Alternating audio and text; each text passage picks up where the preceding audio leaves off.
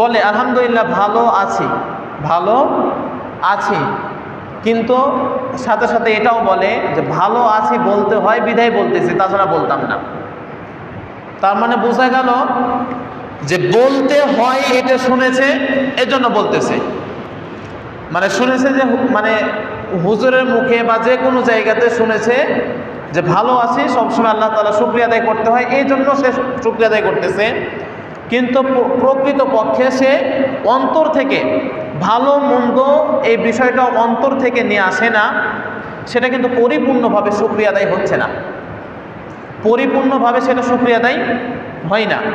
পরিপূর্ণভাবে শুকরিয়া আদায় যদি হতো তাহলে এই কথা হইতো না, বলতে হয় এজন্য বলতেছি, এই কথা আসতো না। তার মানে আমি আপনাকে দাওয়াত দিতাম না, কিন্তু দাওয়াত দিতেছি, আপনি গ্রামের মানে বড়